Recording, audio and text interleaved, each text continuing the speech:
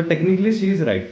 हम चीज़ों को ज़्यादा कॉम्प्लिकेटेड लेते हैं, हम सोचते हैं पता नहीं क्या चीज़ हो गई है, लेकिन अगर लेफ्ट लोअर एब्डोमिनल पेन है तो सिंपल सा रीज़न आईबीएस भी हो सकता है ना। आईबीएस में हम जनरली क्या डायरिया से एसोसिएट करते हैं, लेकिन ऐसा ज़रूरी नहीं है। हो सकता है कॉन्स्टिपेशन भी एक उसका कंपोनेंट होता है, तो हो सकता है कॉन्स्टिपेशन जैसा प्रेजेंटेशन हो, है ना। आईबीएस क्या होता है कि कोई ट्रिगर हो, जैसे कॉफ़ी हो गया, दूध हो गया, है ना, ऐसे कोई भी ट्रिगर हो सकता है, उसकी वजह से सिम्टम्स दिख रहे हैं, ठीक है। तो हम और चीज़ें बात करते हैं कि क्या चीज़ें हो सकती है कि यहाँ पे दर्द हो रहा है, लेफ्ट लोअर एब्डोमिनल पेन हो रहा है ना।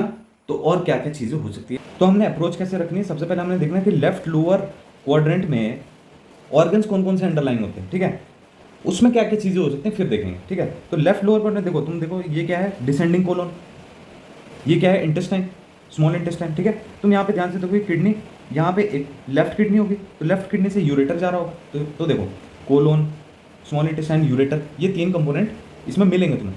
इसके अलावा भी कुछ चीज़ें मिलेंगी, जैसे male reproductive organ, female reproductive, left side के मिलेंगे ना, वो भी हम बात करेंगे, ठीक है। तो सिस्टमैटिक वाइज एक एक देखते हैं हम, है ना। सबसे पहले कोलोन, कोलोन अगर है तो उसमें कॉन्स्टिपेशन, जो मैंने बताया था तुम्हें, है ना, कॉन्स्टिपेशन एक बहुत ही कॉमन वो है, क्योंकि डिहाइड्रेशन, पानी कम ले रहे हैं, है ना, डाइट में फाइबर कम है, या फिर एक्सरसाइज कम करें, तो ये सब चीज़ें कॉन्स्टिपेशन को रिजल्ट दे सकती हैं, ठीक है। एक चीज़ हमें ध्यान रखना है कि इसमें हमने जो ड्रग्स चलती हैं, है ना, उसमें स्टिमुलेंट्स होती हैं और कुछ स्टूल सॉफ्टनर्स होती हैं, है ना। स्टिमुलेंट्स में क्या क्या होते हैं, देखो बिसाकोडिल स्टिमुलेंट्स है, ठीक है। स्टूल सॉफ्टनर में क्या होता है, डोकोसेट, ये चीज़ दे सकते हैं। फिर आता है डायबिटिकुलोसिस। पहले डायबिटिकुलोसिस जो होता है वो क्या होता है, आउट पाउचिंग होता है। क्या होता है, आउट पाउचिंग, कोलोन में ऐसा आउट पाउच बन गया अगर, तो उसको क्या बोलेंगे, डायबिटिकुलोसिस। इसी में अगर इन्फ्लामेशन हो जाए तो उसको क्या बोलते हैं हम, डायबिटिकुलाइटिस। आइटिस जहाँ पे लगता है इन्फ्लामेशन, और ज़्यादातर किसमें मिलता है, एल्डरली में मिलता है, ठीक है। क्या कराओगे इसके लिए, इसको अगर तुम्हें इन्वेस्टिगेशन करवानी तो क्या कराओगे, सीटी एब्डोमेन कराओगे। नेक्स्ट देखते हैं वॉल्वुलस। अब इस चीज़ को बताने के लिए मैंने गार्डनर से अभी ना ये लेके आया हूँ पाइप, ठीक है, गार्डन हाउस। तो ऐसे कुछ लूप्स होती हैं।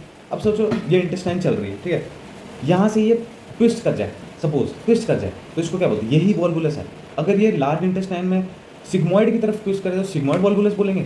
अगर ये सीकम की तरफ ट्विस्ट कर जाए तो क्या बोलेंगे, सीकल वॉल्वुलस बोलेंगे। यानी सीकम अगर ट्विस्ट कर जाए तो सीकल वॉल्वुलस, सिग्मोइड अगर ट्विस्ट कर जाए तो सिग्मोइड वॉल्वुलस, और कुछ भी नहीं है ना।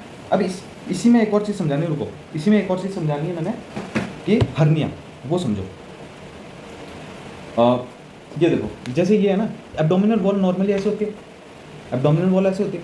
सपोज कोई डिफेक्ट हो जाए, एब्डोमिनल वॉल में कोई डिफेक्ट हो जाए, देखो पीछे इसके लूप चल रही होती है, ऐसे इंटेस्टाइन पीछे होती है ना, एब्डोमिनल वॉल ऐसे होती है, इंटेस्टाइन पीछे होती है। सपोज कोई डिफेक्ट हो जाए, जैसे हैवी वेट कोई लिफ्ट कर रहा है ना, कोई किसी को क्रोनिक खांसी है, उसकी वजह से भी हो सकता है, क्योंकि जोर पड़ता है एब्डोमेन पर, ठीक है। तो हो सकता है ये जो लूप्स हैं ये बल्ज करें। ये जो बल्ज दिख रहा है ना तुम्हें, सपोज ये बल्ज कर रहा है, क्या कर रहा है, तो बल्ज कर रहा है, तो यही क्या है, यही हर्निया है, और कुछ भी नहीं होता। हर्निया क्या होता है, यही तो बल्ज है ना, इसमें करना भी कुछ भी नहीं होता। जो लूप है बल्ज कर रहा है उसको धक्का मार के अंदर करो, है ना, इसके ऊपर मैश लगा दो, हो गया, हर्निया रिपेयर हो गया। वॉल डिफेक्ट होता है उसको यही करते हैं बस, और कुछ भी नहीं होता, ठीक है। तो डायग्नोसिस कैसे बनेगा, क्लिनिकल डायग्नोसिस होता है, क्लिनिकल ही में बल्ज दिख जाता है, ऐसे ही डायग्नोसिस होता है, ठीक है। यूएससी की एड ले सकते हो, सीटी स्कैन भी करवा सकते हो। नेक्स्ट आते हैं हम यूरेट्रिक स्टोन पे। स्टोन जो है वो किडनी पे था, वो यूरेटर में आ गया, ठीक है। तो उसकी पेन कैसे होती है, यूरेट्रिक स्टोन की पेन कैसी होती है वो समझते हैं। तो वो क्या होता है, फ्लैंक से जाएगी और ग्रोइन की तरफ जाएगी, ठीक है, या फ्लैंक से जाएगी मीडियल थाई में जाएगी, ठीक है। तो देखो फ्लैंक टू ग्रोइन ऐसी पेन होती है, हिमैट्यूरिया होगा, ठीक है, बार बार पेशाब करने का मन करेगा, ठीक है, अर्जेंसी होगी, हिमैट्यूरिया होगा, ये सब चीज़। इन्वेस्टिगेशन ऑफ चॉइस पे नीट पीजी पे क्वेश्चन भी आया है, ठीक है। एनसीसीटी, नॉन कॉन्ट्रास्ट, कोई कॉन्ट्रास्ट नहीं देना, नॉन कॉन्ट्रास्ट सीटी स्कैन करवाना, ठीक है। दर्द इतनी होती है इसमें कि पूछो मत, किसी को हुआ तो पूछना उससे, है ना। तो उसमें क्या होता है कि हमें आईवी एनेसेट्स देने पड़ते हैं, आईवी ओपियोइड्स तक देने पड़ जाते हैं, ठीक। Last but not the least reproductive organ जो मैंने बताया उसमें देखते हैं। देखो ओवेरियन सिस्ट हो सकती है लेफ्ट साइड, है ना, ओवरी लेफ्ट साइड है, ओवेरियन से पीसीओडी, ये सब चीज़ें भी पेनफुल कर सकती हैं, है ना। फिर आता है एंडोमेट्रियोसिस। एंडोमेट्रियोसिस क्या होता है, एंडोमेट्रियम टिश्यू होता है जो यूट्रस की, है ना, लाइनिंग, वो अगर बाहर चले जाए, कहीं और चले जाए, ठीक है, आउटसाइड यूट्रस चले जाए, तो अगर वो यूट्रस से ओवरी चलेगा सपोज, उसको क्या बोलते हैं, चॉकलेट सिस्ट, ठीक, गुड, ठीक ठीक है, तो ये भी हो सकता है। तो ये कुछ हमारे पास वो थे कि क्या क्या चीज़ें हो सकती हैं।